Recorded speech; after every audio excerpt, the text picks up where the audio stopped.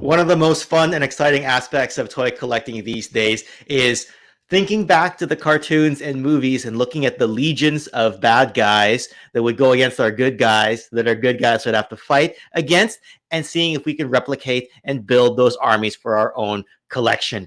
There's a lot of franchises, a lot of different army builders, maybe even some good guy army builders. But for the second time this weekend, I'm going to welcome you to this Saturday edition of the Toy Connections online live stream, or TKO. And I know it's Sunday on some parts, in some parts of the world. So just hoping that this topic resonates with everybody. And, you know, for the most part, I do know that it resonates with people. So I'd be interested to see not only what our panel has to say, but what the live chat has to say as far as these army builders and what you choose to army build, what it feels like, where you put your disposable income. Is it better to buy the same character 2, 3, 4 times when you could buy something else? I don't know, but let's have this lively discussion. So got some friends backstage that I'm going to be bringing onto the camera here very shortly. The first individual calls himself a Kiwi in Japan because he was just in New Zealand earlier this week, and he's managed to make it back to his current home of Japan. Toy collector we all love. Glad you're back home safe. And he's been on this channel before, so welcoming him once again. Phil from Treasures for Trigger. Konnichiwa, Ken. How are you? Thanks for having me on. You know what? Always a pleasure to have a conversation with you. You know, you love the various franchises just as I do. And just like to lean on your experience as well, because, you know, we all army build a little bit differently, and some of us don't do it at all. So, yeah, it's definitely a fun game. Army building, whatever way you do it, whether you sort of stumble across it or you have a focus in mind. Yeah, it's a good challenge, that's for sure. Absolutely, absolutely. And also we're going to bring in somebody whose channel has actually been growing quite healthily lately with regards to some of the G.I. Joe Classified and 1/12 scale figures that he's been doing. Videos of which he's been doing recently. So welcome back to basically a semi-regular on TKO from the Island of Misfit Toy Collectors, Dreadnought Ryan. What's up, everybody? I think we need to change Phil's name to Noah. Noah's Ark? Because he survived the flood. He survived the flood. I survived the flood. Yeah. That was a rather dramatic experience. And rather than bringing back 2 of every animal, he brought back 2 of every army builder, right? Exactly. I did fill my suitcase. I must say, I stacked it to the brim of my some of my figures from New Zealand. So, all right. Yep, they've joined me over in Japan, which is nice. All right. Well, you don't need those clothes, right, Phil? You need the toys. I was gonna say. So we got some questions in the chat right now, basically saying what's going on. Why do we have 2 streams at the same time? And the joke that we made. It's funny because the people who are in our chat group on our Facebook chat group are on the other stream right now. So Toy Domination, Zazel, Adam, and Gazz are doing another stream. And the way I explained it to Zazel last night was, it's like the Monday nights, I don't want to say the war, but Monday nights during primetime television wrestling hours of Raw and Nitro being on at the same time. And I mentioned that in the chat, and then Zazel put up a GIF of the NWO, and I put up a GIF of D-Generation X. So I guess they're by default, they're WCW and we're WWE. And it's 1995 to 01 all over again. Then we know how this plays out. We do know how this plays out, but there's a bit of a weasel clause. The NWO photo that Zazel popped up was of John Cena in NWO clothing. So it's like, well, you got the poster boy that lasted after the Attitude Era, so that's yeah, but if we're talking Monday Night Wars, you know, I'm just saying John Cena's probably Bob Holly level. So, you know, I'm just saying we're the upstarts, the rejects, the Island of Misfit wrestlers. No, I think it's all good. Wrestlers being triggered and wrestling connections at ringside trying to play color commentator and play-by-play announcer. So yeah. Now, usual Mike TV is supposed to join us. I'm not sure where he is at the moment, but hopefully he can make it. Why don't we give a quick hello to the chat and see who happens to be around? Mike Hex making a cameo appearance. Jim Largo sharing his army builder experience. We've got the toy gallery. We've got Nolan. We've got the most recent patron to the Toy Connections Patreon, Skyfall. I've sent the welcome message to you that hopefully you got via email. We've got Damon, who I was literally just talking to very recently, as in less than an hour ago.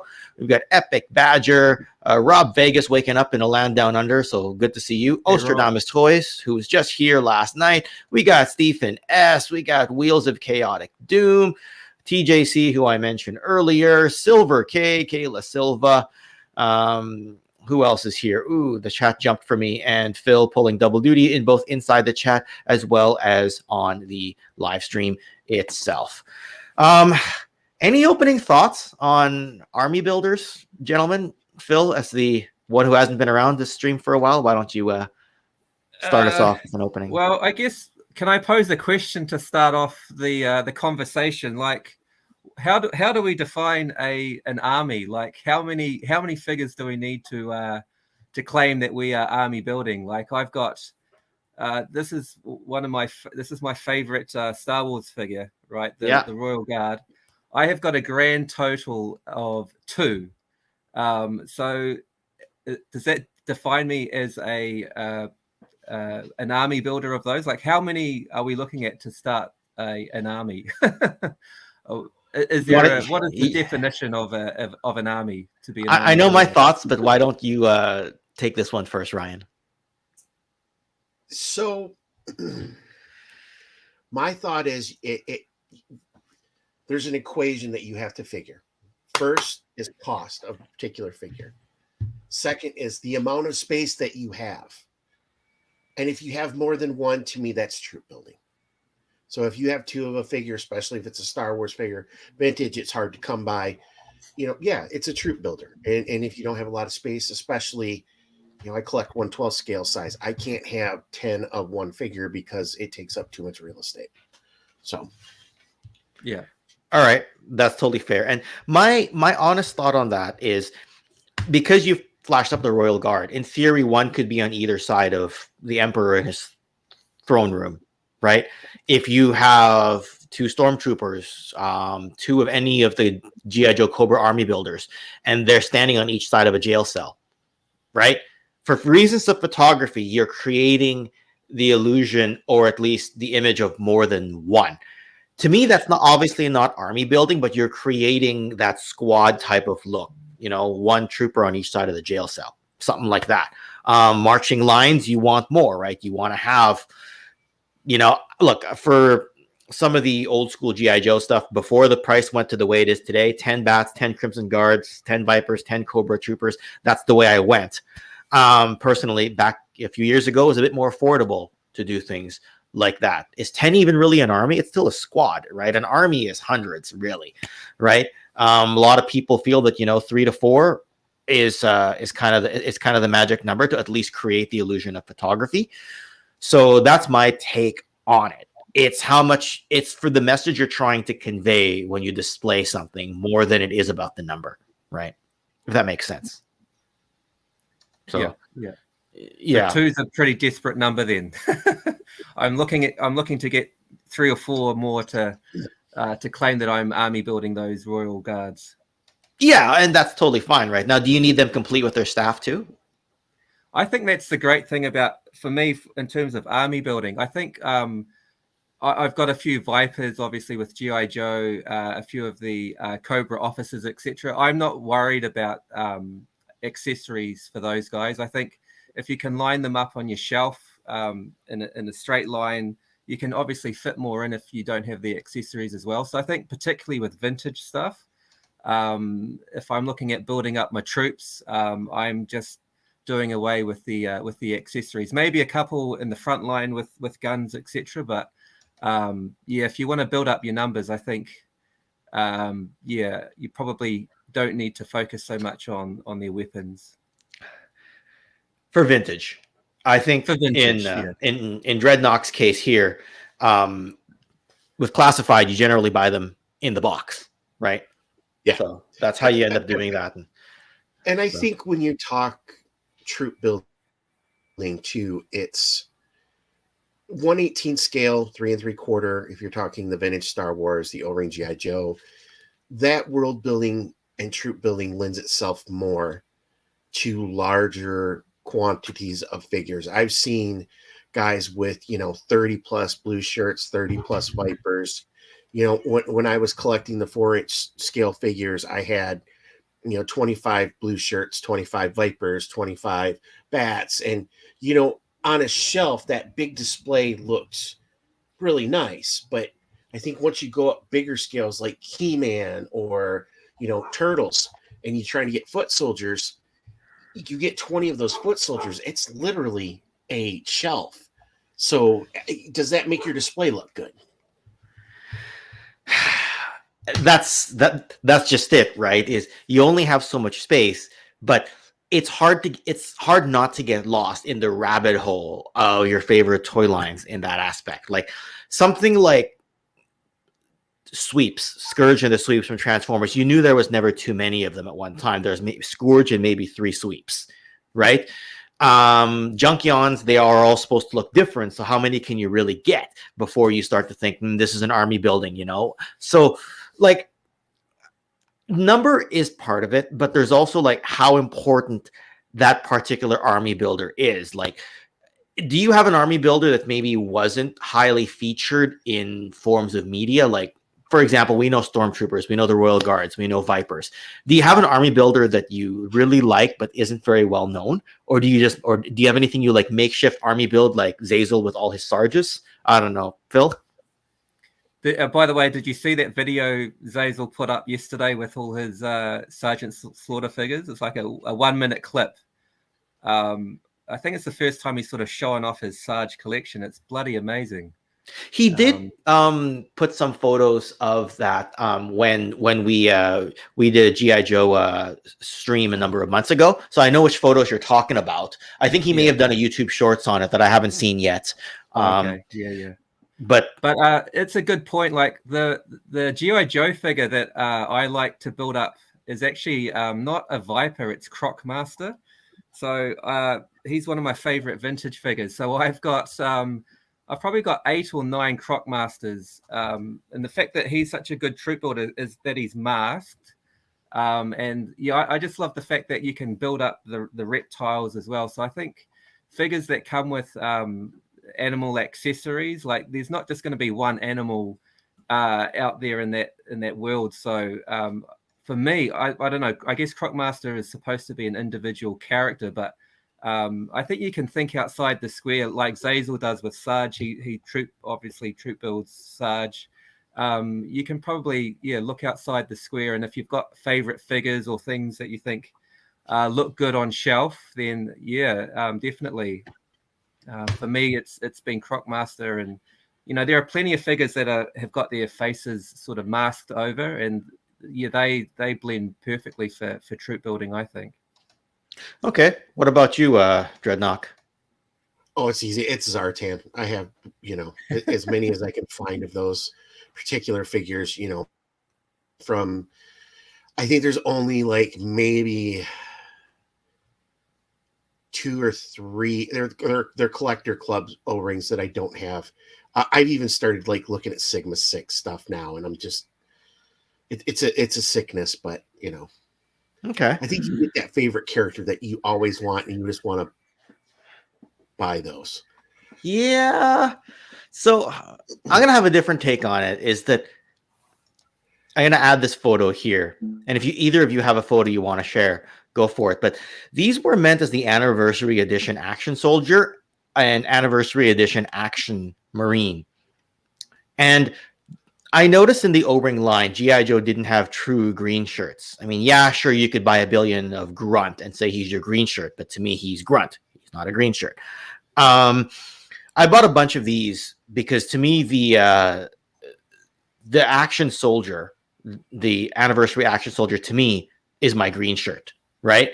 And the anniversary Action Marine, the pattern it's got looks like a Z-Force, Action Force type of army builder. I don't know if you agree or disagree on that. Maybe the pattern isn't the right one, but to me, it's like now the good guys have their army builder as well. But I had to kind of makeshift it, right?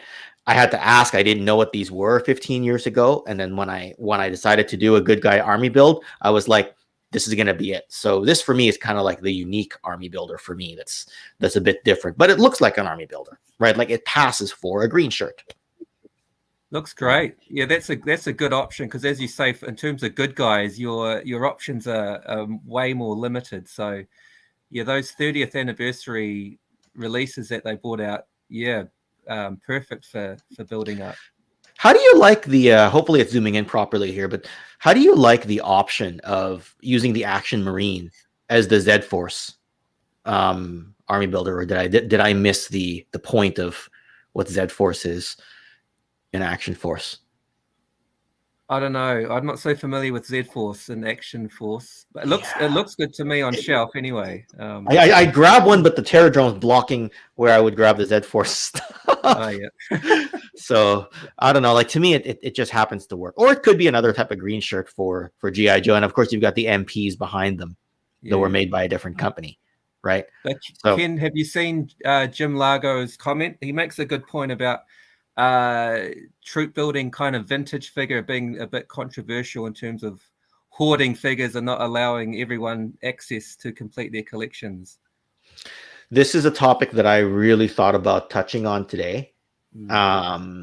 What point does it become hoarding and taking away from other collectors? Oh, yikes. So I don't know this for okay. What do you want to chime in on this one, Dreadnought? And I apologize, but so I look at it two different ways.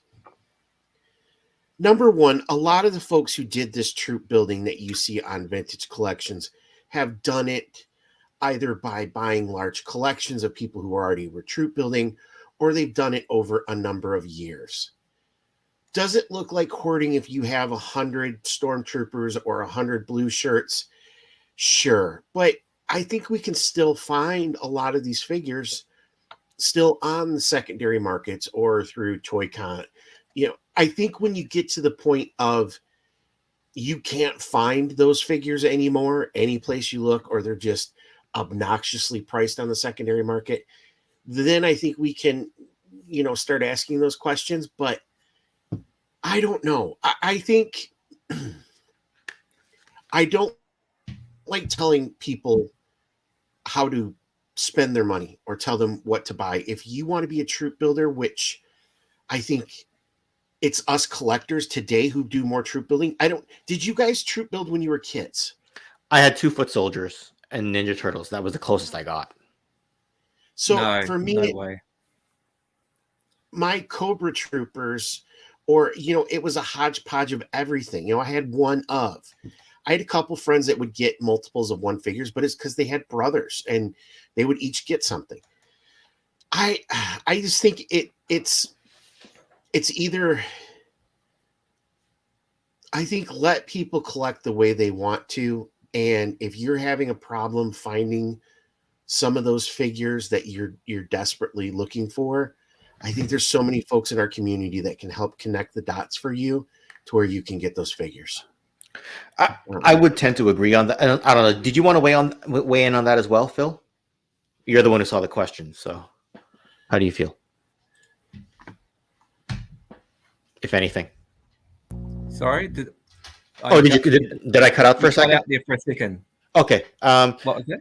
How do you feel about the topic of hoarding versus army building?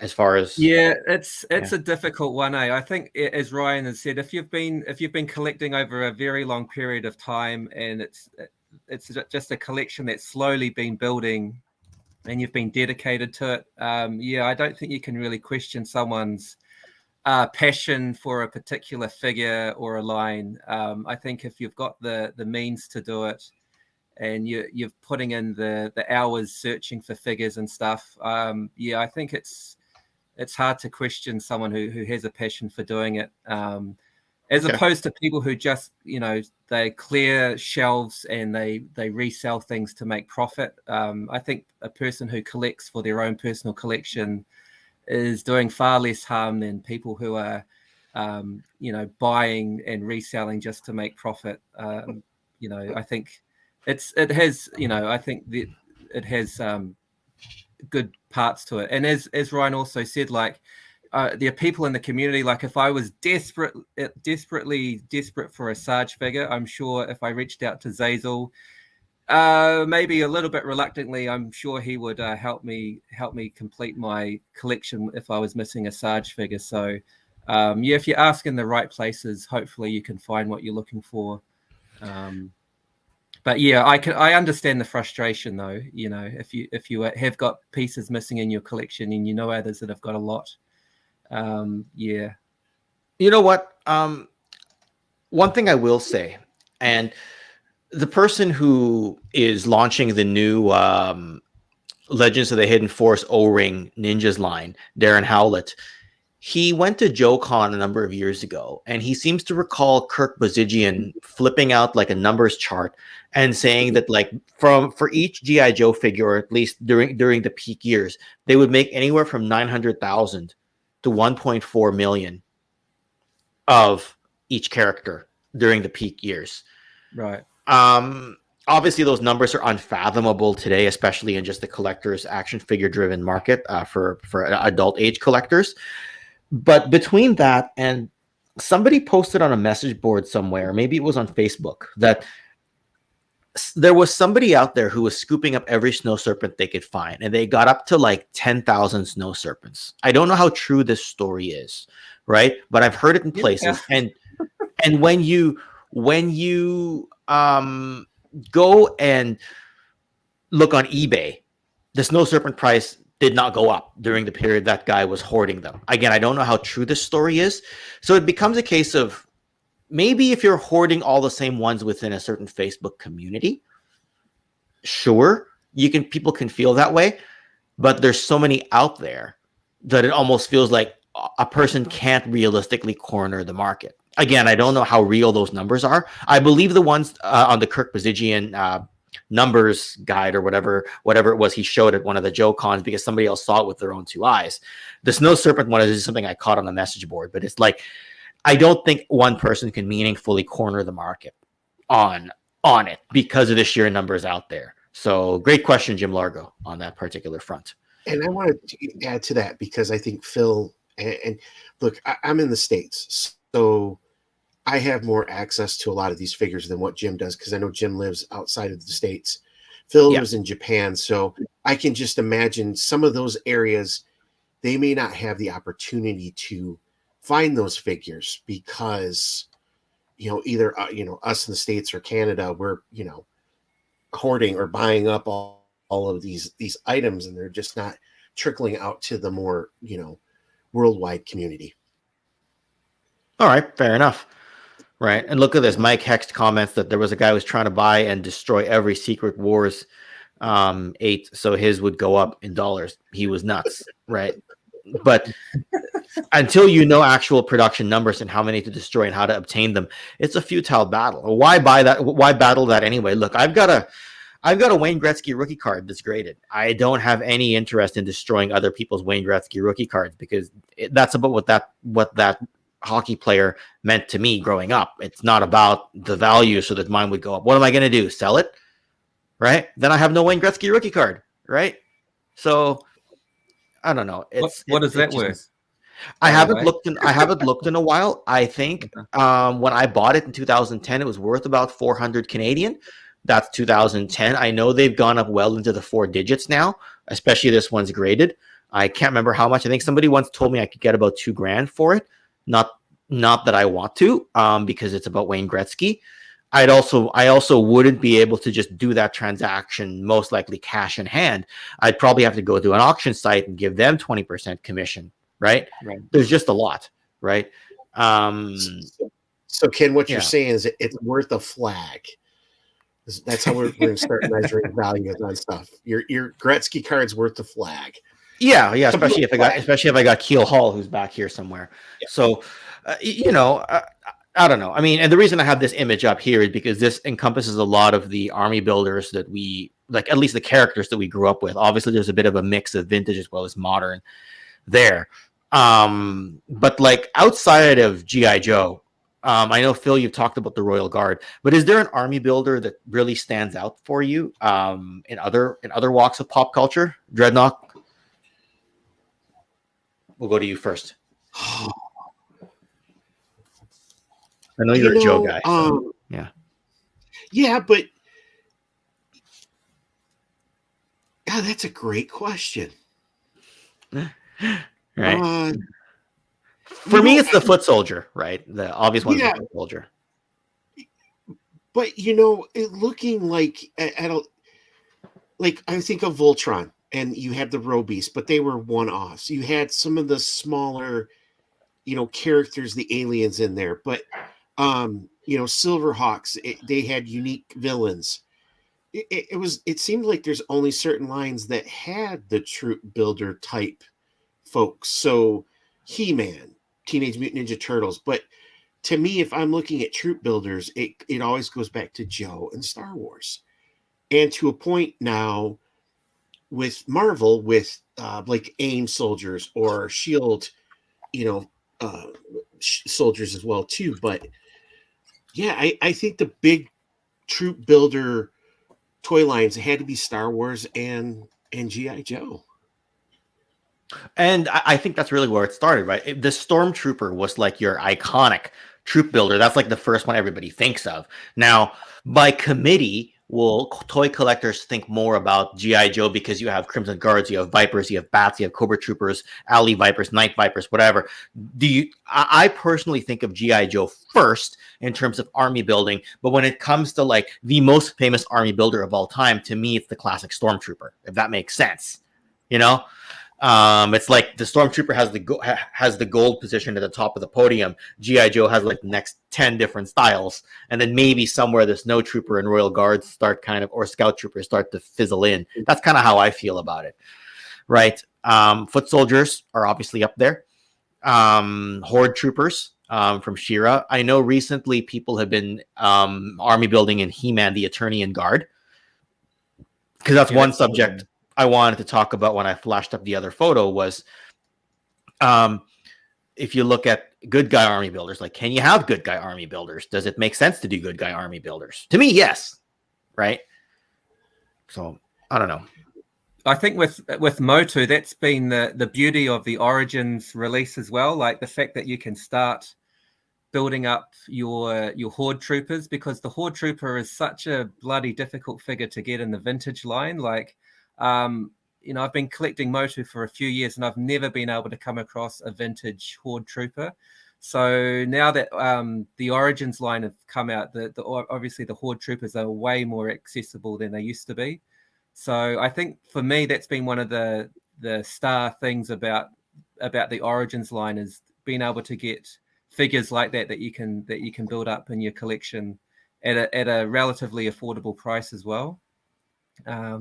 And then the Eternia Guard as well. That's also a great looking figure, which I'd like to get to. Yeah, I mean the vintage Horde Trooper just keeps going up in value. That's like the Bat equivalent for G.I. Joe, especially with all the attachments on the Bats.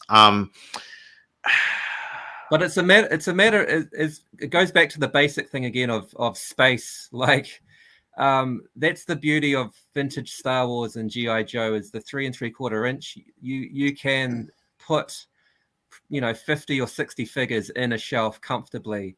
But when you go up to a higher scale, I don't know how you do it with classified figures there, Ryan, but the bigger scale figures, for me, living in a small apartment in Japan, I just do not have the space to be a massive army building kind of a guy.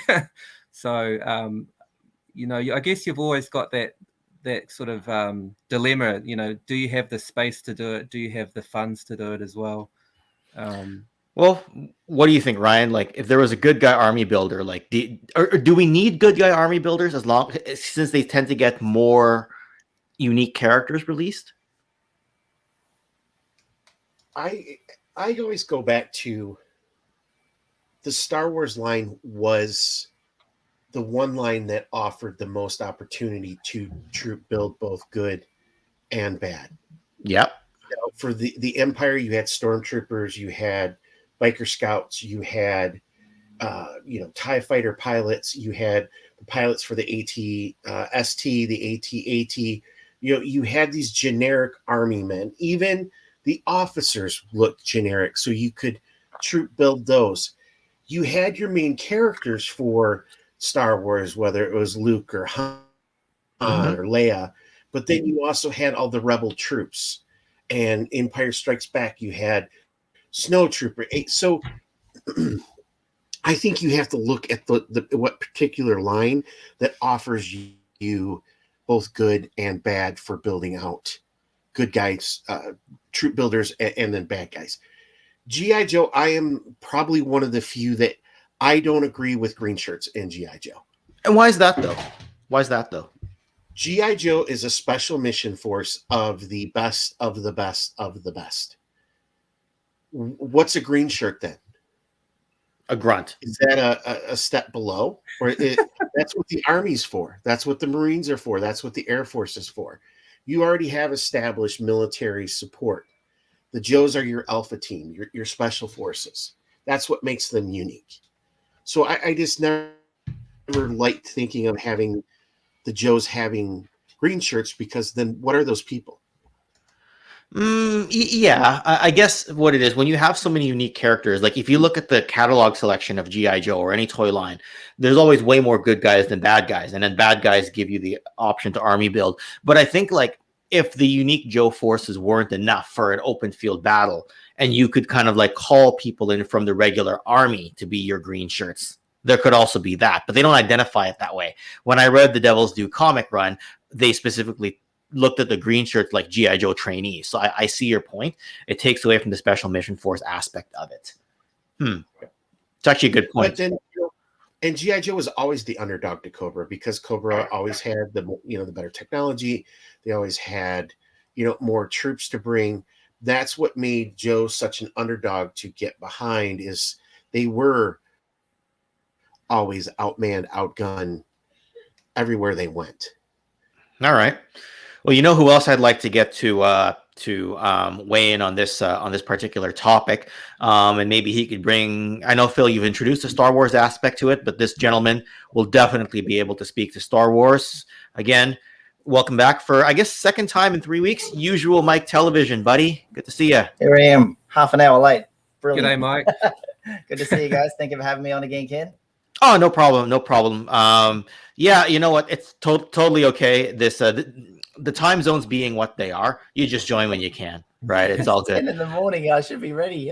It's 10 in the morning here. Yeah. Dreadnought knows this before we jumped on camera. I would not have been able to do a 10 a.m. stream today. I found a way to make myself very tired, and I won't say why, but let's just say I was very, very, very tired this morning. Don't take more than your usual dose of.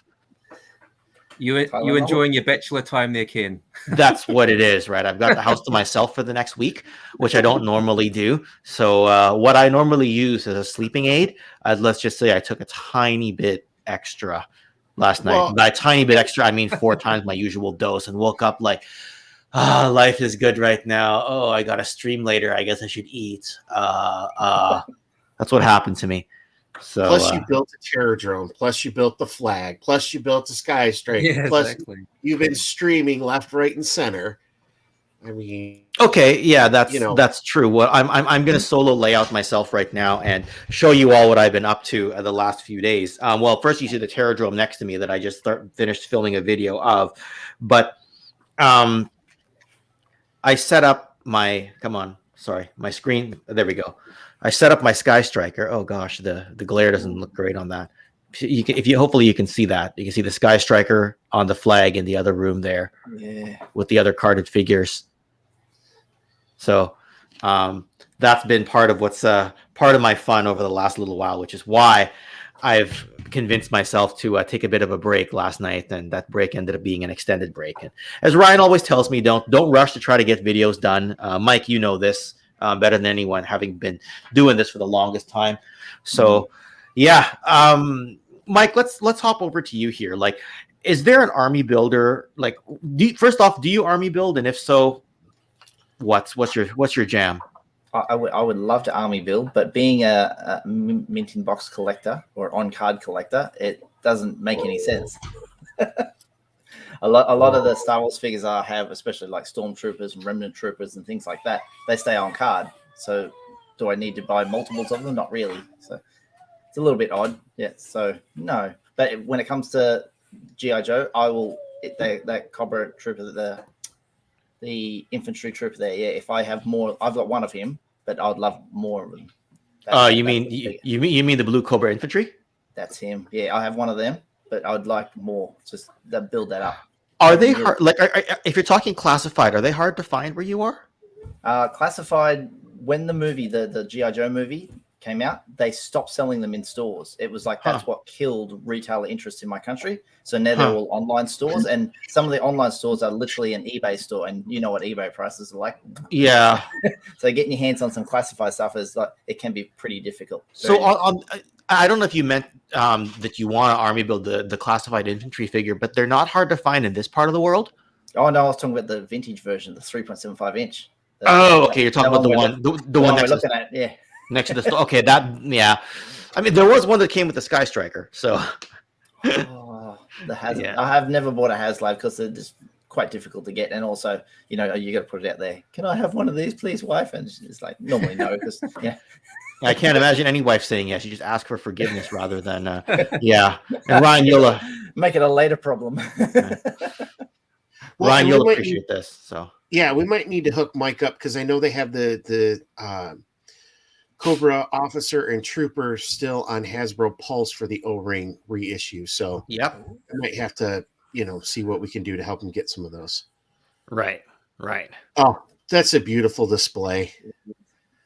This was from a few years. This was from a few years ago. Like this is while I was building up my armies.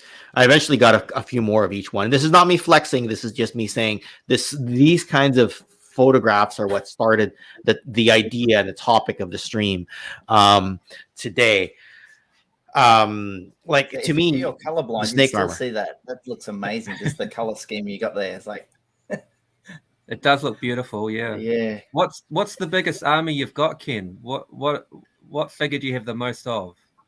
I do 10 of each of Crimson Guards, Vipers, Snow Serpents, Bats, Cobra Troopers. Although Cobra Trooper, it might be 9 and an officer, though it'd be 10 now if you count the HasLab one that just arrived a few days ago, and 10 eels as well. So I go 10 of each. I think I have 6 of the snake armors. I think I have 6 of the alley vipers and 4 or 6 night vipers. I could probably just turn around and start counting, but I don't want this to be like the Ken show off session. Like Ryan Dole was already saying, Ken, you're flexing so hard, and I'm sitting there. I'm like, not really. This is just decades worth of collecting, not quite hoarding, learning, educating, looking at variants, and eventually it's like, where'd all this stuff come from?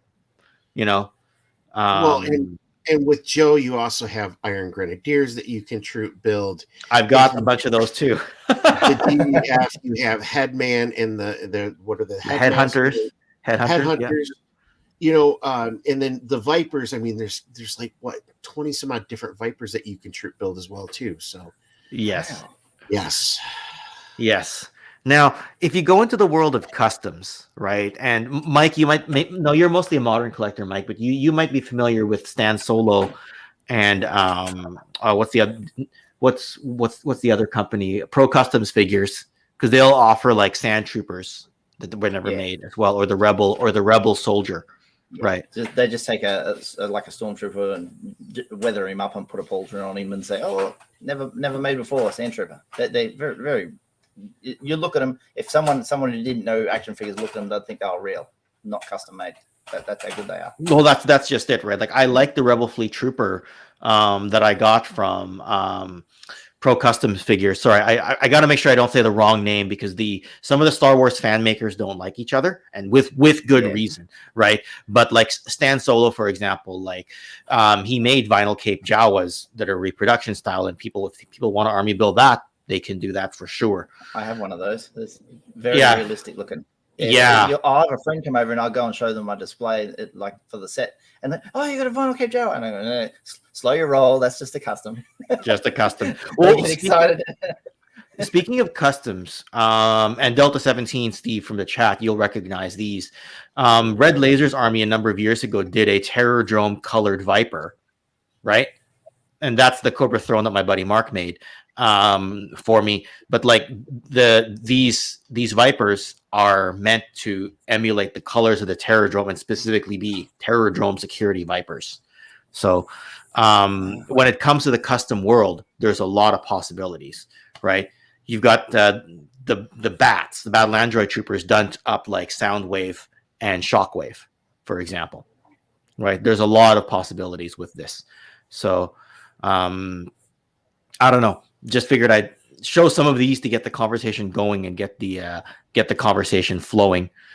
But we've gone G.I. Joe and somewhat Star Wars heavy on this particular part of the conversation. But the fact that we talked about it earlier, the Attorney and Guard kind of becoming a thing now for Masters of the Universe, right? Like back in the day, you had to buy a whole bunch of Man-at-Arms figures and like makeshift the mustache on one so that you knew that was the leader. Now you can just get the Attorney and Guard. Phil, do you have an Attorney and Guard yet? No, I don't. Again, Origins isn't that easy to come by in Japan, but I've seen a couple online. I will get one at one point. I should have included one in your gift box. I completely spaced on that. This is not me sending out a plea to send me over stuff at all. I will be able to get it eventually. Okay, it's just not as accessible as in some other places. But I think for me, like the way that I troop build, I kind of it's a happy accident. I know happy accidents in the chat there. I kind of buy things in bulk, and then if I get if I buy a bulk of Ninja Turtle figures, if it's got one or two foot soldiers in there, it's like an added bonus. So I'm always looking for bulk lots where I can get sort of troop building figures in it as well. So that's how I kind of tackle my troop building. It's I kind of stumble across things and mishmash my collections a bit. So I do want to throw this out there though. Like for me personally, I much prefer to army build vintage stuff if I'm going to do more than 3. Modern, I don't like getting too many because one, the scale is usually different. In the case of Transformers, you didn't have the Alley Con when we were kids, right? Like the alligator con that was in the movie. The Sharkticon was specifically named as Gnaw on the instruction catalog, though you could get a bunch if you thought outside the box. Scourge was called Scourge, even though the sweeps looked exactly like him. So the way someone gave me an idea in my 20s, you could make the Target Master version of Scourge as Scourge and the regular 1986 release as the sweeps. And I'm like, but as a kid, you don't think about those things. To me, though, I much prefer to army build vintage stuff. I'm not really sure why. I mean, what do you just scale? I think it's a smaller scale. The 3.75 inch seems like something army build, world building, whereas 6 inches kind of like if you've got one character, like if you might have Palpatine, you just want 2 sort of royal guards either side. That's all you need. You don't need 1,500 of them. Yeah. I think that's Phil's idea too. You just get a Palpatine, like a Palpatine protected by two royal guards, generally speaking, right? Or do you have a bunch of them protecting the Imperial shuttle? If I could. Yeah. And we could get into the whole thing about dioramas as well, right? Like armies look good in dioramas. Like, yeah, you can put them on a shelf like this and just kind of make them march in lines, but that's it, right? If they're marching against a tank or something like that,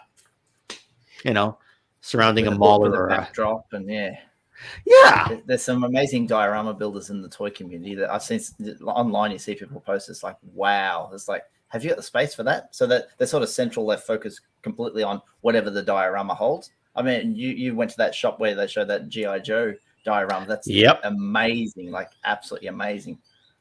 Yeah, that particular owner, I don't know how widely known it is, but he's good at his multiple businesses, let's put it that way, that he was able to he's admitted to me in person that his store is like a passion project for him. And I'm like, man, You know, like it's like his day job, but it's like his fun day job, but he's got investments elsewhere.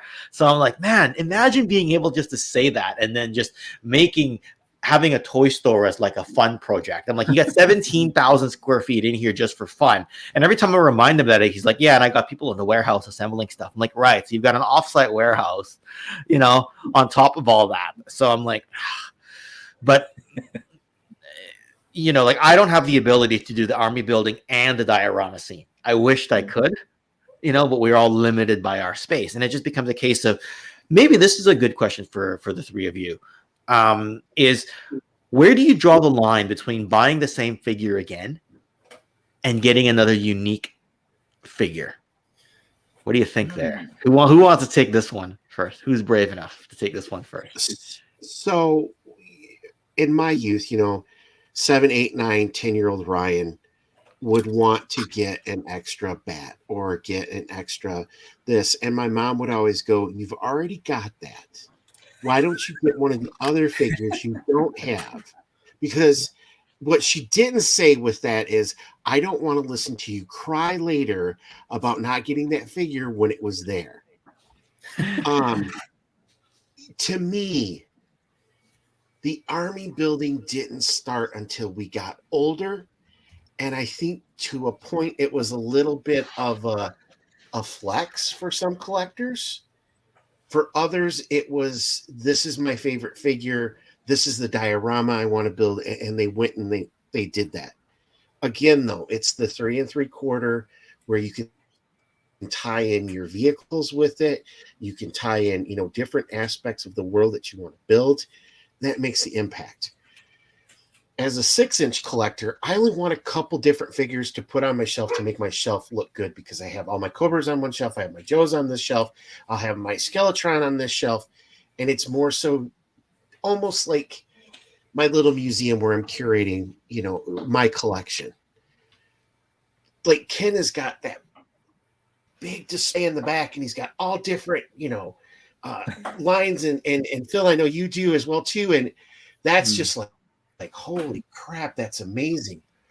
I only do one line because that's what I can afford. I couldn't imagine trying to do multiple lines and collecting multiple troop builders to fill that out. Yeah, just scary. Yeah, I think that's my weak point, is that I collect 6 or 7 lines quite deeply, and so yeah, I literally do not have the space or the luxury to army build for a particular line. And I would also, as you said, like when I was younger, my mother would say, yeah, you've already got that. Why would you need another one? And now I've got a wife that says the same thing. So, so I'm having to, I think I'm lucky if I get 2 or 3 of the same figure. But in terms of building it up more than that, I just collect so many different things that if I moved into a bigger place, perhaps it's more of an option. But I like to dabble and get my toes wet in different lines. So my armies are pretty tiny. Still amazing, 6 or 7 lines. Like I think I'm at 3, maybe 4 lines. That's about it. Yeah, it's Star Wars, G.I. Joe, Motu. They're getting me into Motu. Everyone's trying to get me into Motu so much. Yeah, and I also got a few wrestling figures as well. But on top of that, I'm also a card collector. Like I collect cigarette cards, either this sort of stuff. Oh no, yeah. Charlie Chaplin. Yes, the legend. So that poses another question, right? Is there such thing as a wrestling army builder? Oh, referees probably. Referees to knock out. I need a dozen referees, yeah. And they all look the same, right? They're the various Hebner twins and triplets and quadruplets, yes. Right? You know, I know, like when we talk wrestling, like half the chat disappears. So, but I think with wrestling, it's your favorite wrestler that you troop build, because you'll get every version of that particular wrestler, even though you don't need it. You need it, you know. Like my son, it's Roman Reigns. He has probably 15 or 16 different Roman Reigns figures. Wow. For me, it was Steve Austin. He's got a clone army of. There's one that you just buy everything. It's horrible. On my son, it was Jeff Hardy. Jeff Hardy he's got like heaps and heaps of them. My kid, I'm not kidding, probably has 1,200, maybe 1,300 different wrestling figures. How many? And Bray Wyatt, that's the other one that he 12. How many wrestling figures? Probably 12 to 1,300 wrestling figures. Wow, and at $20 each, that's a collection. All right, My whole collection is maybe 1,300 total figures. We have tubs and displays. I mean, yeah, but that's his thing. So I don't fault him for that, and he takes care of them. So build those armies. Orlando's here. Yeah. You could army build Doink the Clown, maybe, I guess. Yeah, the army build a wrestler. But I mean, at that point, if you're looking at different versions, you're not army building per se, you're getting different appearances, right? You get Hogan in the yellow shirt, Hogan in the white shirt, Hogan in the red shirt, right? Hogan is NWO, right? With Hogan, older Hogan. The yellow pants with the the yellow trunks with the red boots with the white laces, but different belt styles. There's Hogan in the yellow trunks with the red boots with cream colored laces, and this one comes with the shirt and this one doesn't. I think you make excuses if you want it on why you will buy it. So yeah, that's just it. I don't know. Phil, have you weighed in on this topic yet? I actually got a query, like just going back to Star Wars. So I've got this guy in the vintage line. If I was to get a few of him in the Power of the Force line and put them together, is that cheating? Can I do that? Can I cross generations and troop build my vintage stuff with the 90s Power of the Force? You can get away with it. You can get someone who doesn't collect it and come in and have a look at your collection and see them all together and be like, oh, you got those red guys, and they all kind of, to the average person, look the same. To the collector will be like, hang on a second, he's matched up a few of these different sorts. Yeah. I don't think it's cheating. I think for photography reasons, you put your vintage Kenner ones in front, and then your Power of the Force ones is to augment the overall scene and the overall look. There's nothing wrong with that. The blurry background. Yeah, that's right. I mean, look, would it be better to do that or get like a knockoff? At least, because some people are anti-knockoff, they're anti-repro, right? So like, what about getting something, Power of the Force, which is not a knockoff, but it's like a later generation, but it's official, right? You get around that whole cheaper option, that's for sure. Yeah, for sure, right? I don't know. I mean, like I said, like pre-price spike, it wasn't so bad to try to get complete figures, but there was also less people collecting and less people to talk to. So there were a lot of times I'd get extra Vipers and extra Televipers, and I didn't have anyone to like be happy with the hobby with, because they were all collecting Marvel Legends and Transformers at the time, right? I didn't run into other Joe collectors till much later on in life. And by that point, the price started spiking. So, part of it, like Dreadnought always says, is part of the community. Part of the fun's the community. Yeah. Well, the internet made it easy for us.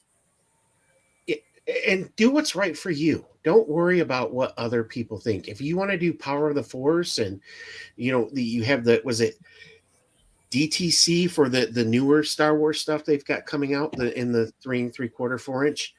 If that's what you can get your hands on, then go ahead and do it. Don't worry about what folks think, if you're going to cheat or not. I mean, for my Dreadnoughts, I've got Marvel Legends, I've got Valiverse, I've got WWE figures mixed in there because that's what works in my mind, and it makes me happy. So I do think it's a very elite thing for people to try to say that it has to be the vintage one and it has to be complete. But there's no winning with those elite type of people, because what I always tell them is all those armies I show you, right? The 10 of this, 10 of that, 10 of this, 10 of that, all vintage, all complete, no repro, right? Maybe unless you count like the Sand Trooper from Star Wars, but that was never released in the original line, so not really a repro. And then they're like, oh, that's great, like you have all this, and I'm like, yes, but here's the difference. I will not hold it against somebody else if they want 10 incompletes, 10 broken figures, 10 repros. Why? Because I want to see how somebody else collects, right? I could not build those same armies today with today's dollar and with the amount of stuff we're getting from all the other brands. A number of years ago, when we had less boutique companies out there, and the prices were lower, it was easier to go acquire the stuff. So that's usually what I tell those people who were like, oh, it's got to be all original. It's got to be vintage, and it's got to be in good condition, and it can't be repro. I'm like, I went down that exact rabbit hole, but I don't hold it against the people who don't. So shut your mouth with the elite stuff is what I usually say to them. Right. And those conversations usually happen over the phone. I won't get into that on Facebook with somebody else. Like, I've had to talk to somebody in Ontario before about that. When he's like, yeah, look at that guy with his repro this and repro that. And I'm like, so yeah, look at him. And then what? And I kind of left that guy in an awkward silence. Right. And like, he was expecting me to be impressed by what he had. Right. So anyway, went down a bit of a soapbox there. I want to ask a question to everybody then. Why do you collect? Like, do you collect because you want to impress? And I get you can't, you might like, I ain't going to admit this, but I don't collect the stuff I collect to impress anybody else. I collect it because it makes me feel good and it makes me be creative, and I get to build diodes and custom figures and just have fun and talk to my friends. That's why I collect. I'm not going to be the guy who says you got to have this exact because why are you going to listen to me?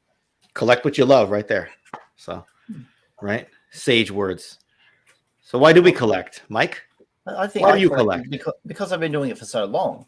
As a kid, it was like my parents got divorced when I was very young, and when I go to see Dad, on the weekend, it was always like he gave me a Hot Wheels car, and it's like over a year, I've got like 52 cars.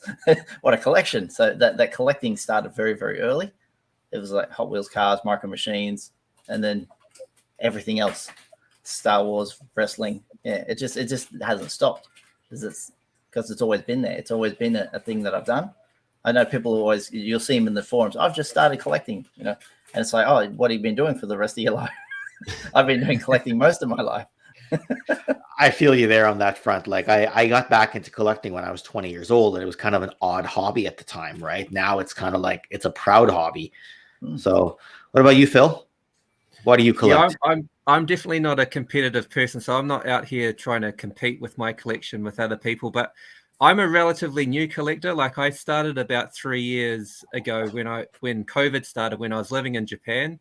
And I was just feeling a little bit lost and out of touch with being in a totally foreign culture and things like that. And I just got this sudden urge to sort of go back to my childhood and had those nostalgic feels. And yeah, I just wanted something to have that I could hold and touch that brought back memories of, being back in New Zealand and playing with my brothers and that kind of thing. So it's just collecting is like a mood maker for me. It's my happy place.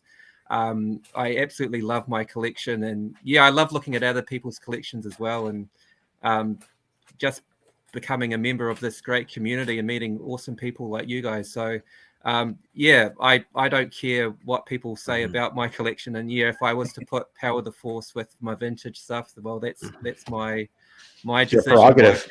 Your choice. Yeah, it doesn't matter I don't care what other people think about it, as long as it puts a smile on my face, and as long as my wife isn't giving me the stink eye for spending too much money, then I'm all good.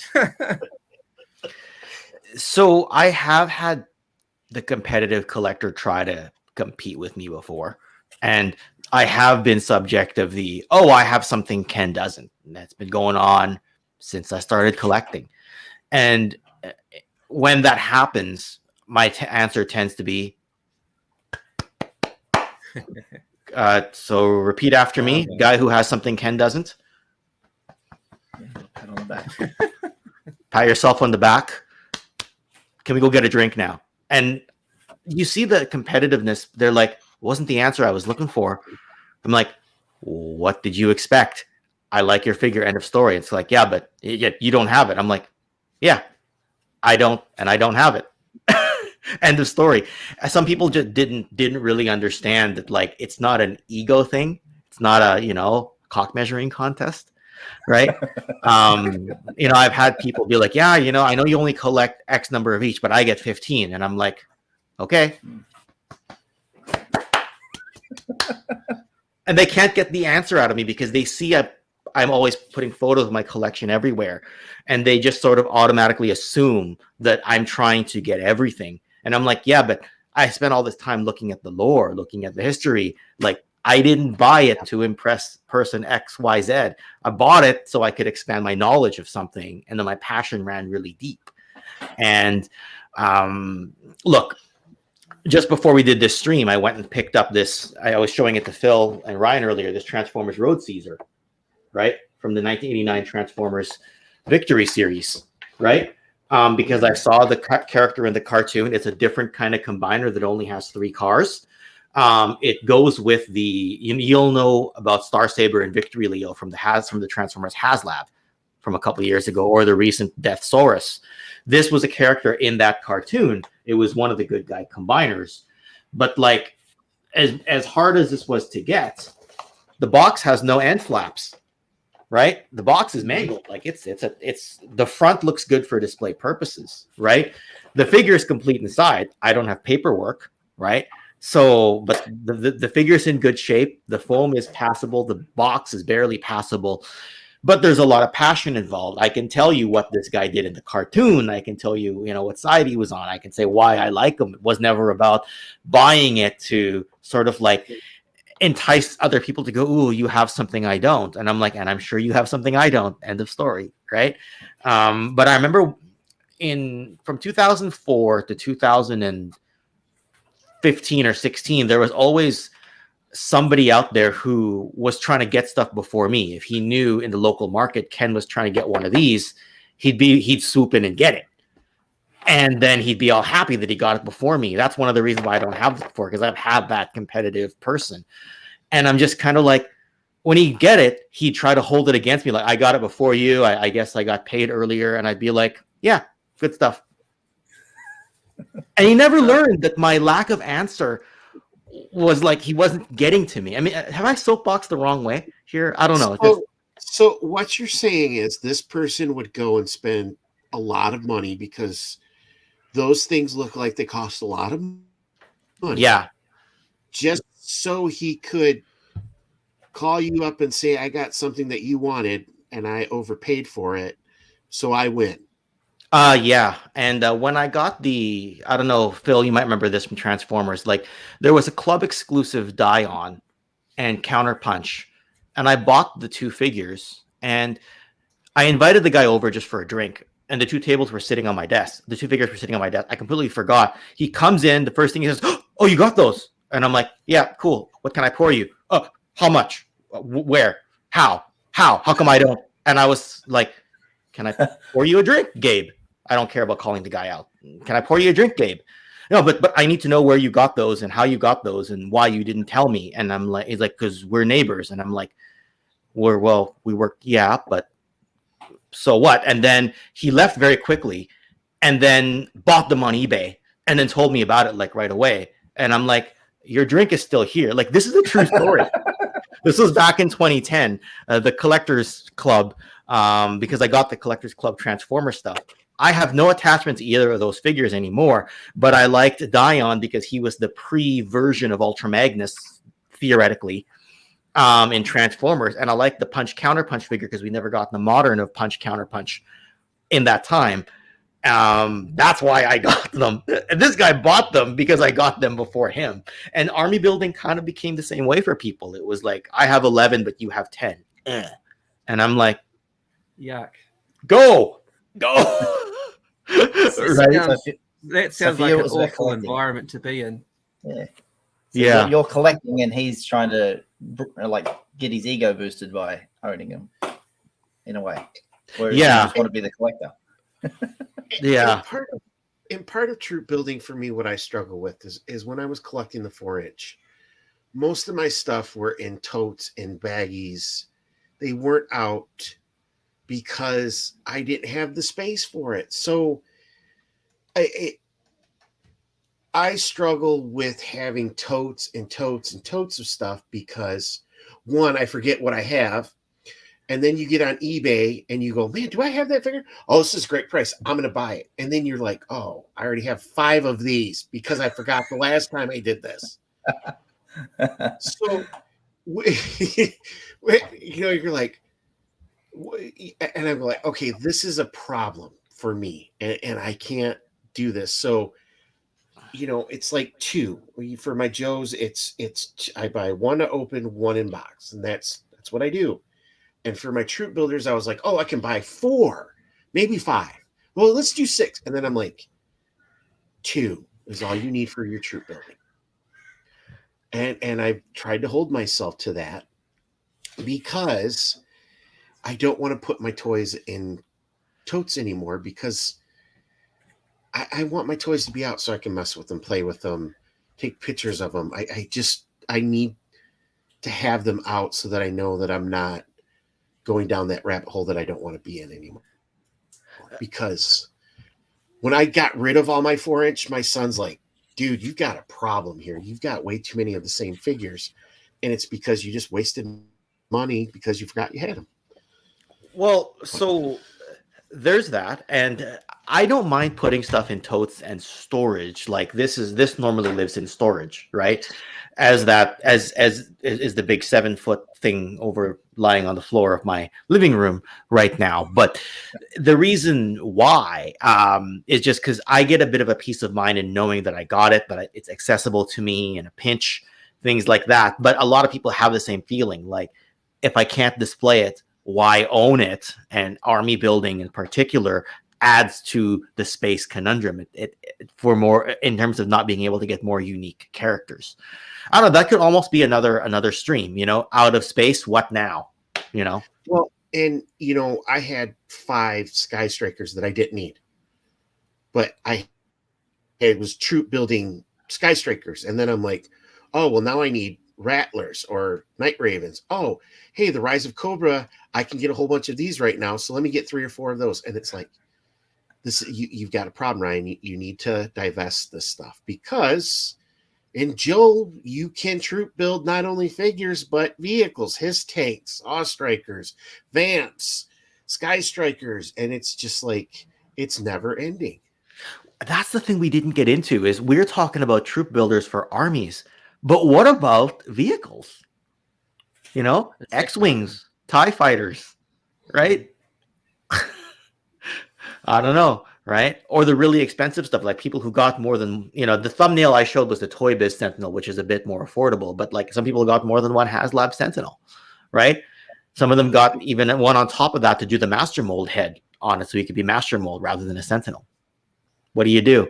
If it was up to me, if I had that HasLab Sentinel and I had unlimited space and unlimited funds, I would get the HasLab Sentinel to be Master Mold and the Toy Biz Sentinels to be regular Sentinels, right? If you're talking about space, if you're talking about like the way to army build and have some rhyme or reason to it. And I haven't given up on that pipe dream, but I also accept it's a pipe dream.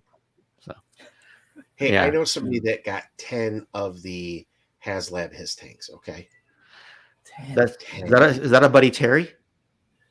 No, Okay. it's my buddy Mark from Gridiron. 10. You know what he's gonna $50 a piece. do you know what he's gonna do with them? He's gonna set them up at his Gridiron shop. Yeah, I think he's gonna use a lot of them to set up for what they want to do with them. But still though, I know people who got 5 of them, and troop building of vehicles is something now too, which Yeah. And Toy Traders, I think, has 13 or 14 of these, and he stacks them. So he does 2 stacks of Terradromes. So it's in my video. Of flags there too, right up in those displays with the custom blast effects and rattlers shooting down at them and everything. So yeah. And he got those all before the price hike as well, but price hike be damned. I suspect he could afford them anyway. I don't know what he makes, but I suspect, right? Even if I do, I wouldn't be allowed to say, because that's none of my business, but I can reiterate what we can visually see at Toy Traders there. Check that video out if some of you have time. Yeah. Ordinarily I'd have a more direct set of panel questions for you folks, but today I was like, army building is something, if there's one topic you can wing, it would be army building. Is there an army builder that you don't have, but you want to start? I don't think I've asked this one yet. All right. Ryan looks deep in thought, so let's throw this one to Phil. Oh, God. Actually, we just talked about the vehicles. I just want to give a shout out. I know that it's not the most popular toy line in the world, but I absolutely love Dino Riders and dinosaur troop building is something that I want to do. Like, because the Dino Riders, you can get the dinosaurs relatively cheap without the armor and stuff.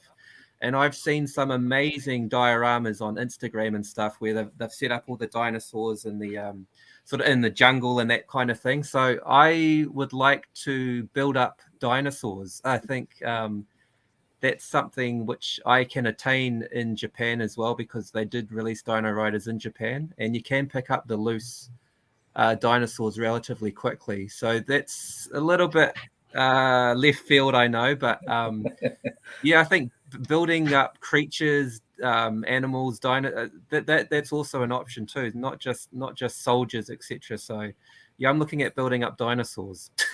Well, you're in the right country, yeah. Japan is what's Godzilla as their mascot. Godzilla, yeah, exactly. I can just chuck some Godzillas into the mix as well. Yeah, that can be a Dino Rider. What about you, Mike? Now that he says he's talking about animals, are you thinking Black Series Tauntauns or? Oh no! For me, I saw your picture earlier. I was like, those alley vipers. The color of the orange and the blues is like I'd love a bunch of those. That just 3 3/4 ones, the old school ones. I don't have any of those. So yeah, a few of those that just the color pops on them. Yeah. I don't know what it is, right? Like you can get them in classified as well. I don't know why, but like when Black Major did the alley vipers in the urban color scheme, and like because they did like, yes, the orange and the blue pops, but Black Major did them in a black and gray as well, and I thought those actually looked better for urban for an urban setting. But I've accepted these as the 1989 version, so obviously you grow up with it, you're like, just run with it, sort of thing. Yeah. Right. But the guy who designed him, was he a fan of the Denver Broncos by any chance? I wonder if this was a Mark Pennington design, because he would have been with Hasbro in '88, and these came out in '89, so they could be a Mark Pennington design, right? I don't know. Like we need Carson here to tell us the answer to that. He would know for sure. So I'm going to get my hands on the classified one eventually, but yeah, the 3 3/4 vintage one, yeah, I'd like a few of those, just like that. Love it. Yeah. What about you, Dreadnought? Anything you've been? Oh, these little bastards. Let's have a look. These are by Skeletron, and they are Skeledrones. Mm-hmm. And these will be part of their release of the Mark II Roboskull. And they have Blood Wolf Troopers that will be coming out as well too, that are going to be made by Marauders Gunrunners, which if you collect any type of 4-inch scale, Marauders has done a number of different Kickstarters, Vietnam, World War II, their original. They're going to be moving into the 6-inch world. So I think I might pick up a couple more of those to help fill out the display. But these little creatures I bought. They're like spiders, aren't they? Yeah. Yeah, 3 or 4 packs of them. And man, get them to show. They are cool. Yeah. Come on. I've got a pack upstairs myself that I haven't opened yet, but they're perfect for your desk. They're perfect to play. They're little evil gremlins of death and destruction. I think I will buy more of those when they re-release them. The thing about Skeletron, like you mentioned the Wolf pilot, I kind of look at that as the Red Wolf update from the Action Force line. So unless there was more than one Roboskull, I kind of look at him as a unique pilot. I don't know, right? But mind you, the Roboskull also came later with Wild Weasel, so maybe the Roboskull was supposed to be more than one in the Action Force lore. I don't know that question, actually. Wonder if somebody in the chat knows, right? Delta 17, we're getting ready to do some army builders as well. You know, a more elite green shirt trooper and a couple of bad guys, including a ninja robot. So look for us at Joe Fest, people. Me and Steve will be there. That's, I will get that ninja robot for sure, because that looks just so cool with the Delta 17. So yeah. Mike and Phil, do you know what we're talking about here? Have I shown them to you? I don't think I have. Not so much. Maybe I can pull that up here on an Instagram on I an was still Instagram trying to work photo. out the Transformers you're talking about. Diode. I have no idea what he looks like. Which one? Which Oh, one? you're talking about Oh, Dion. Transformers. Dion. That's Dion. I have no idea what that looks like. He was in he's not an army builder, but he was in an episode before, like in the early days of Cybertron. Yeah, anyway, it's not a big yeah. you With Transformers, I have zero knowledge. That and Power Rangers, I have no idea about them either. And yet I got the high five the Green Ranger at one of the Comic Cons here in Australia. It's unbelievable. Don't feel bad about that. I have to ask Ken. I'm like, slow down and explain Transformers to me, please, because I don't understand what you're saying. But they look really cool. That's the beauty of collecting many lines. You got so much lore and invested in so much of it. Like your Transformers, for sure. Marvel. Yeah, so this is... And Ken gets the Japanese versions of the Transformers, which, once he tells the backstory of those and the things they come with, I'm like, man, we got ripped off in the States. Oh, like with my Deathsaurus and Victory Saber feature there. Happy accident in the comments. He's in the chat. Hey. He's in the chat and he's in the comments of Delta 17. But this is our ninja. This is our ninja robot that we're working on for Delta 17.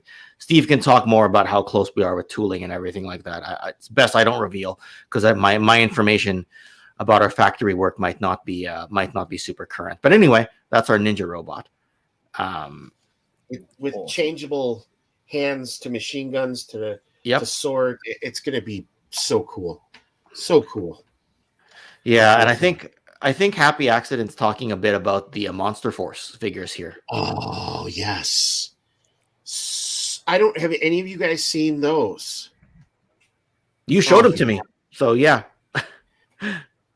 So Monster Force is building off of their Bad Santa line, which Fresh Monkey Fictions did.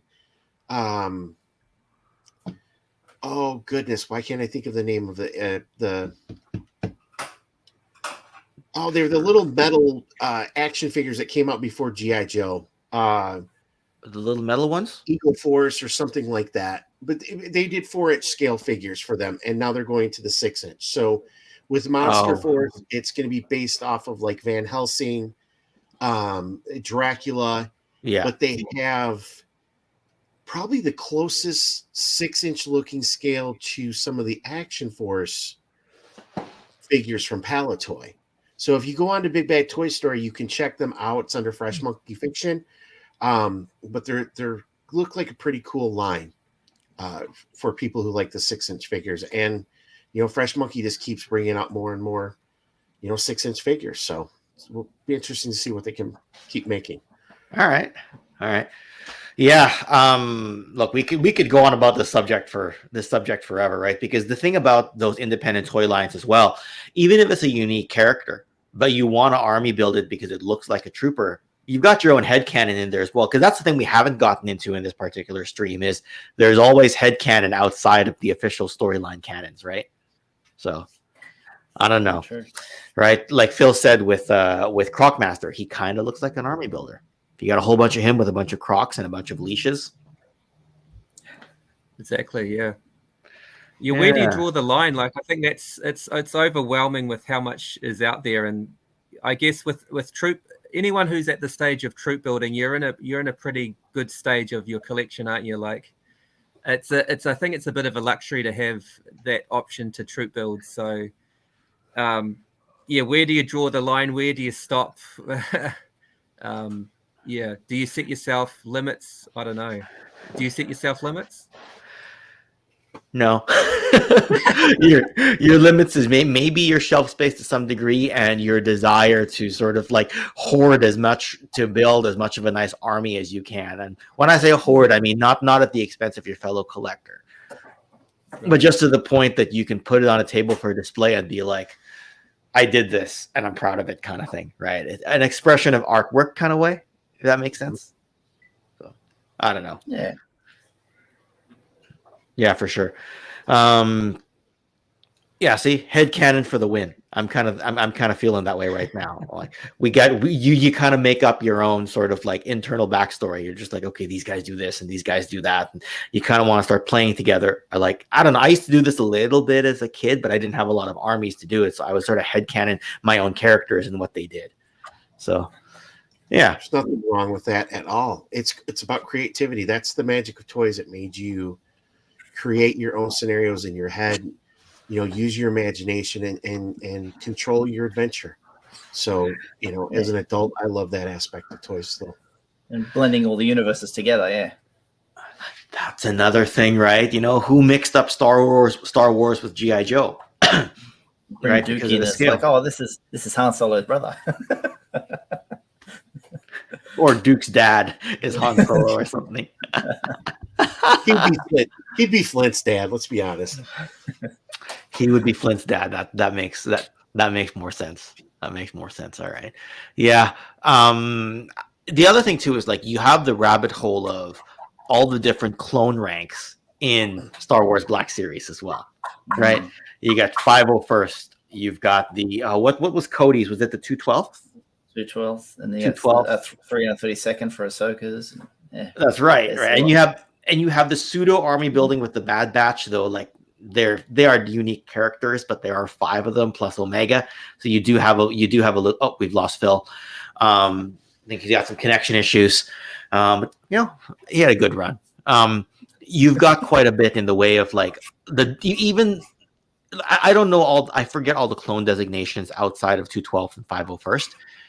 But you've got the red guys, the green guys, as I like to call them, right? In the expanded universe or Legends canon of Star Wars, you could just go down the clone ranks like crazy, right? One diorama I did set up was to have a makeshift headcanon of prequel Obi-Wan with Cody and a bunch of 212 clones, and then on the other side of the shelf, you've got Anakin with a bunch of 501st, right?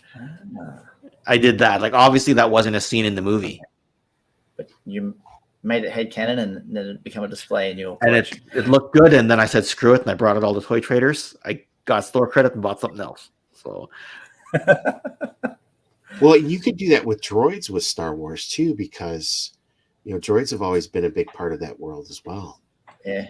And Stan Solo has done that, right? So they've made different droids, right? So, I don't know. Yeah. So anyway, if anybody's got an experience they want to share with army building in the past, how hard it was to get something, or did you grab something because it was low-hanging fruit, or all ears here? I always wondered why they never made a generic Ewok. Every Ewok has a name, and I thought, why didn't that? Like, I think there's maybe 8. There's 8 Ewoks in the old vintage line, and in 6-inch they've got Tebow and Paplu. In 6-inch, I'm sure Wicket's on the way as well. Oh, some people already got Wicket, haven't they?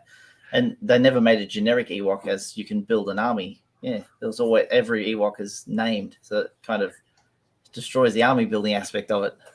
Yeah, that's a bit weird, isn't it? Yeah, I've got a bunch of Ewoks too, and each of my Ewoks is slightly the coloring is all a bit off because they're so old. So I've got probably 6 or 7 Ewoks, and some of them are doubles, but some are without accessories, some are with accessories. Yeah. So they actually look great. Take a hood off one of them, he looks different to the other. Exactly. Yeah. Put a black marker on one of them. Wicket is the best Ewok. He looks the most like a teddy bear. So it's one of those, if you ever wanted to get a plushie, you get a plushie of Wicket, you get a plushie of Snarf from Thundercats. And I go upstairs and I drive Ralph absolutely crazy with them. You know me. Exactly what I would do. Right. Do you troop build Snoopies? Yeah, I do. my one literally in the closet army builder that I'm going to reveal so that I'm no longer in the closet about it. I did show this. Didn't I show this to you privately, Phil? And right. Yeah. Literal closet of Snoopies. That's an older photo, but that's an army. You could call it an army. Yeah, I have more of them than I have some of my army. Than I have some of my legit army builders. Right. It's just he doesn't make for a really great toy content video. What would I do? Here's Snoopy, by the way. See you later. It's another one. And another one. And another one, and my name's not Charlie Brown. Though I have thought about doing a Ralph video before where he says, if Ken can army build, I can army build. And then we pan the camera around and he goes, look, I got these guys. You know? You can pull that off at some point. We have, the TMNT line. You've got your foot soldiers, obviously. Then you've got the smaller, are they called Misers? The mouse robots? Mausers, yeah. Yeah. That's another one that I'd really like. I don't have any of those, and they're really hard to come by as well. That's one that I would really like to get a handful of as well. Again, just the size of them, and rock soldiers as well for TMNT, right? Yeah, well, you could build up your general trags, right? Basically. Oh, you know what? And NECA did general trag with Granitor together as a 2-pack. Yeah. So, yeah, I mean, I'm not sure, like, outside of that, I forget how many, like, what the generic rock soldiers looked like relative to General Trag and Granitor. But that'd be another option, but it would be like a NECA or a Super 7 thing they would tackle. That would definitely, right. I haven't seen anyone make like retro style turtles before. Yeah, there's been the reissues, but like retro style to fill the gaps, the way that Mattel's been doing it with WWE, going back and making a Hasbro style Brock Lesnar or a Hasbro style, Ric Flair I think they had a Hasbro style Ric Flair back in the day, I think. But you know what I mean, right? Like they're doing, Roman Reigns or John Cena in the Hasbro style, right? Or like custom companies like Stan Solo making like retro style Star Wars stuff to fill the gaps. Yeah. Right. They've done a bit of that, haven't they? Yeah, I mean, before Dan and Dan, he had Stormtrooper Han for a while, like with his old company. I'm not sure if he still has access. I don't think he has access to those anymore, but that was one obvious one that he could do all the different droids. Black Major is still doing a lot of the G.I. Joe stuff, but it's a lot of repaints. Which I guess is one way to go, right? You don't have to do original design if you're just doing repaints of an existing mold, right? It's all bootleg market, but it helps fill the lore, right? Just like the Terrordrome security vipers I showed you earlier. So, yeah. Well, gentlemen, we've been going for about an hour and a half here, and I know that this topic is one that could go for a little while, but maybe it's the tiredness from yesterday. But I'm drawing a little bit of a blank right now. I'm not sure what it is. Fast. Ken is fading fast, and he hasn't started drinking beer yet. No, Ken wants to go turn on Top Gun and play with his new Sky Striker with the flag. Which I was doing in the run-up to this. Did I mention playing in the background? Did I mention yesterday? I started watching Maverick a few nights ago. Halfway through the film, I realized I got to go to bed. The next day, the Sky Striker showed up, and then I went and finished Top Gun Maverick. It just worked out, because I think it's the same. I asked this on last night's stream, but I'm pretty sure it's the same jet. They're both. I think it's F-14 Tomcat. I think is the Sky Striker and Top Gun Maverick. Or Top Gun original plane and the one they used later on in Maverick. Pretty sure it's the F-14 Tomcat. Yes, it is. So. The Sky Strike, it looks beautiful. I love all the fact that they got the 7 card backs in it. I'd just buy it just for the 7 card backs. Oh, for all the people in chat, it wasn't available in my country to buy. Are people asking the question? Oh no, just me in general. I really wanted a Sky Strike, and I never got one. Well, that's one thing that's killed me with Pulse is if you're going to do the HasLab, and I get that you have to have license to sell in different areas in different countries, but get those licenses out there to open it up to more collectors because you're just leaving money on the table. So, no, I've said it in my videos where they show all the countries. It's available in the UK, Canada, Germany, Italy. There's never Australia. Australia never gets a mention. Neither does New Zealand for Phil. It's like, how could you just forget about us? Yeah. I know you're living in an apartment while you're there, Phil, but would you be able to get them in Japan? The HasLab stuff? Yeah. I haven't seen that. All of that stuff is online, isn't it? Like, no, I haven't seen anything like that over here whatsoever. Not even on the reselling sites. And yeah, when I was back in New Zealand last week, I was just astounded at what the lack of modern figure options were available in store. Like, I didn't see a single classified figure. while I was there. They had some Motu Origins. They had like 4 figures from Motu. Every shop had the same. I went to like 3 or 4 shops. Every shop had the same 4 figures available. Same wave probably is what it was. It all came in one wave. I think it was all from the same wave. It was like Mantenna, Pighead, and then the 200X version of He-Man and Skeletor. At every single store. And I thought, man, if I was living in New Zealand, I would be bloody frustrated with what was available for me in retail shops. So can I tell you that Hasbro Australia? Sorry, Hasbro Australia also determine what goes on the shelf in New Zealand as well. So that's why there's that's why there's no GI Joes. Right. Yeah, that's what I figured. Yeah. So, question here is that, are we worried about the hiss after seeing the issues with the Sky Striker? The issues with the Sky Striker will vary from person to person. I was a bit on the lucky side, which I'm not saying that gives Hasbro a pass. It doesn't. I didn't get bent cards or a damaged box or 2 right arms with a figure. The landing gear doesn't retract all the way, or it does, and then it hangs down a little bit. If you breathe on it, with the Sky Striker, the landing gear will suddenly flop back down in about 15 or 20 degrees. And the wings issue, like, it's really hard to get the wings in. When I heard that, I took a blow dryer to it just to make sure that the plastic would be a bit more malleable. So I've had a good experience with the Sky Striker so far. I'll probably film a video on it. You know me, I film when I'm tired, and then I'll send Ryan and Phil in our chat group. I'll send a picture of myself scripting something, and I'll be like, and I hate scripting, and there'll be like 4 pages of script there, and they're like, why are you doing it? And I'm like, I don't know, I just do. And with the Sky Striker, I'm excited to make the video, but I haven't had the issues, but I also need to open some of the figures. I won't open all of them, but I will open enough, and I'll see how I feel, because like I feel that the face sculpts look a little bit bland.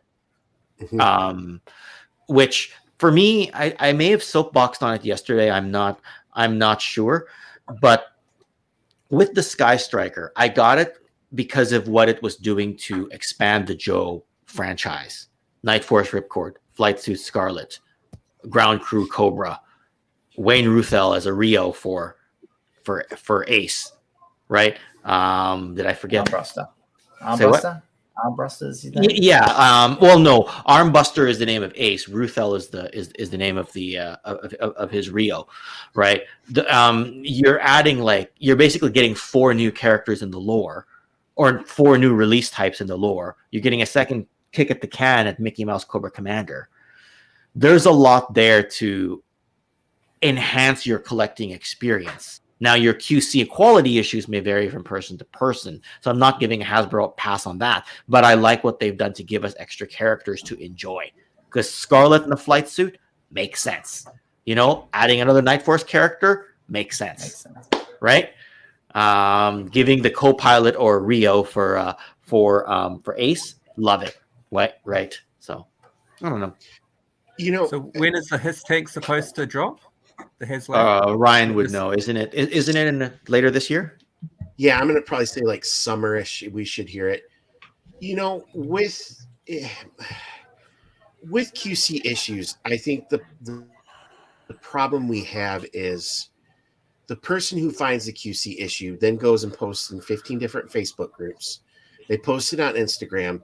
They'll hit it on Twitter. So you see, 1 or 2 people that have posted multiple times, so it makes it look like a bigger problem than what it really might be.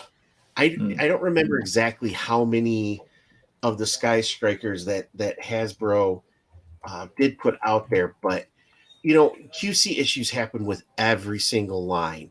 It's not like the companies say, hey, we don't really care, we just hope it makes it.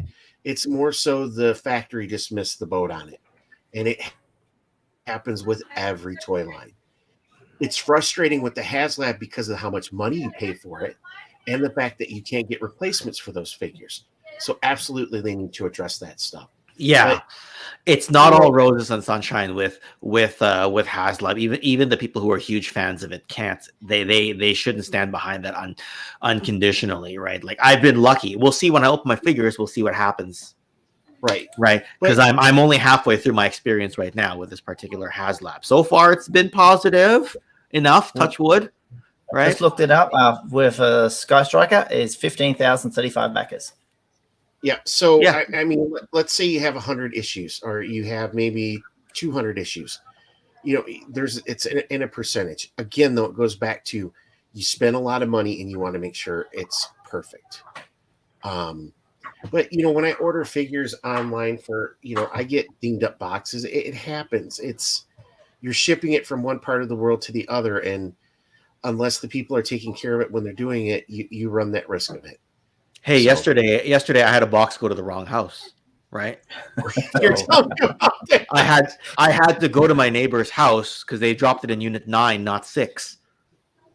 Right, in my townhouse complex, and I got an email saying it's been delivered, and I went outside in a panic and went to each door until I found the box. They did that to my wife's birthday present. They gave it to the neighbor as well.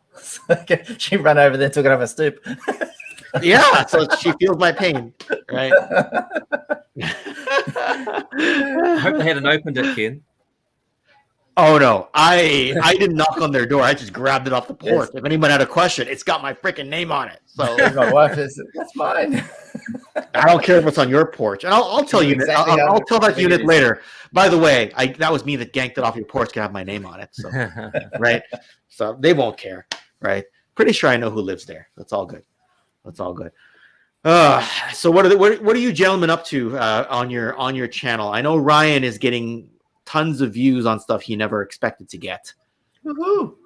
Good stuff, Ryan.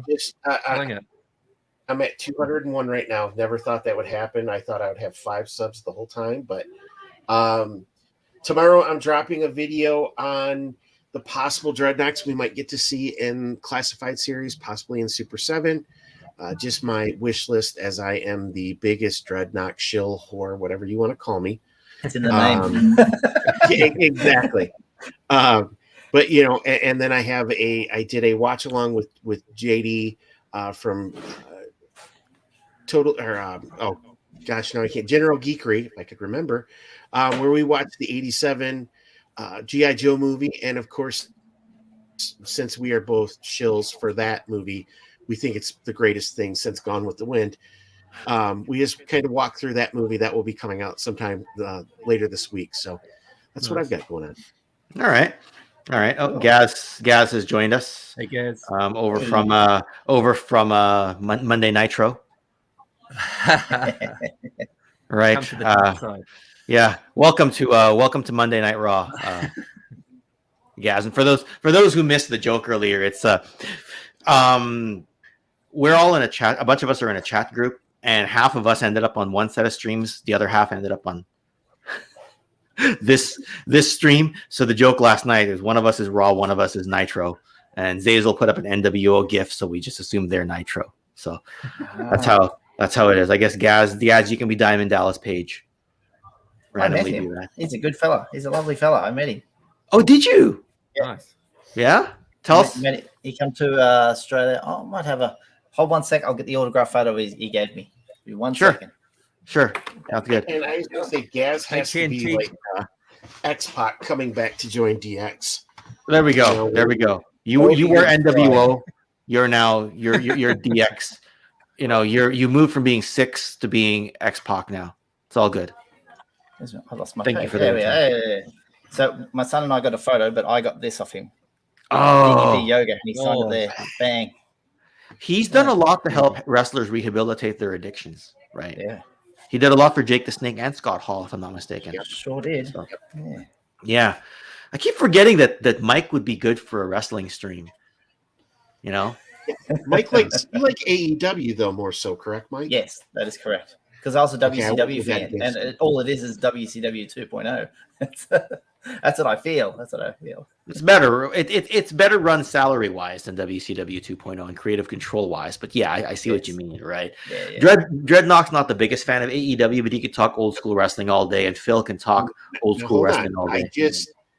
I just have some issues with how they book or the scattershot approach of booking. Which I can't disagree with. You saw it earlier than I did when we talked about it a year ago. I was like, "Oh, what are you talking about? No, they've had a few gaffes," and you're like, "Yeah, but watch longer." I'm like, "Yeah, okay, this is slipping for me a little bit." It's still great to have an alternative, right? Yeah, you But have still. to. Look, wrestling is wrestling, and I love it no matter what. But I just come from the age of WCW when it was Atlantic, and WCCW and Memphis and Mid-South. Story. It was literally a men's soap opera that we could get behind and not feel bad about. So Fair enough. Okay. All right. Well, sorry. Did I ask what everyone's up to already no, we talked a bit about Dreadnoks Did you want to get having us, Phil? some good views, but what's next for you, Phil? Well, I've kind of been out of the YouTube world for the last 10 days or so because I went back to New Zealand for a work trip, initially for like 3 or 4 days. And then while I was there, New Zealand had its worst flooding experience ever. So the airport was closed for 3 or 4 days. So that short trip turned into about a 10-day trip. So I took some video footage while I was over there. So I'm kind of piecing together a video of my trip back home and venturing out to the toy stores in New Zealand. And also I had a whole bunch of deliveries waiting for me at my parents' house. So since I've been collecting, I've also been buying stuff in New Zealand as well. So it was like the biggest Christmas day ever, going back and opening up all those vintage deliveries back home. So I kind of documented it. It'll take me a while to piece together, but that's what I have going on at the moment. All right. Yeah. So, but yeah, good to be back to the normal routine, back to winter again. So, What about you, Mike? Yeah. Well, I think my next video will be the Morley auction.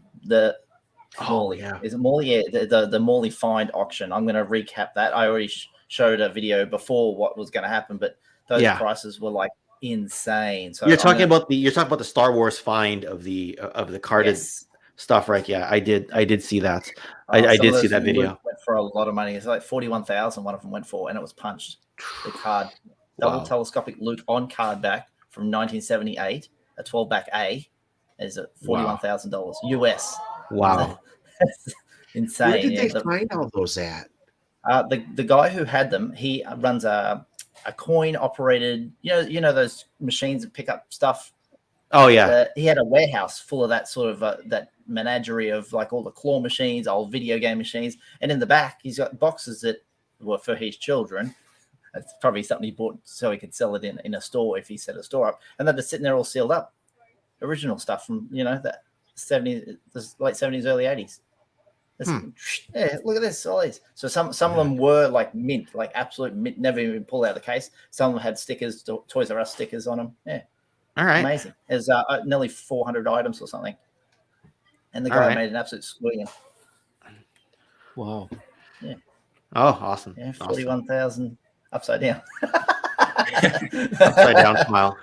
Yeah, so I'll do a video on that, and then I also want to do another G.I. Joe video, recap some of the stuff we saw recently. But it is a bit old news, but I like talking about it because I'm interested in seeing the stuff that's coming. There's like a little trailer that's coming out for his tank. Oh, you're talking about the Tesla that comes with iron. Yeah. Yes. Yeah, I know. I'm a terrible Joe fan because I don't know half the Joes that are in the outside law. Your core 12. Don't listen to that channel that said that Mike doesn't know his GI Joes. I know nothing. If we'd been in a community during that time, we could have done a passive aggressive stream with talking about nicknames and how how we're not allowed to say him by name. Yeah. So Ryan knows what channel we're talking about. Phil might. We're not going to lower ourselves, Ken. Come on. No, we're not. That's true. That's true. We would never do that, right? And Rakondo is a figure I'm really keen about getting. The new Rakondo that's coming, the classified one. I can't wait for that. If it lands on like Aussie eBay soon, it should be. He's got it in his hand. There he is. Nice.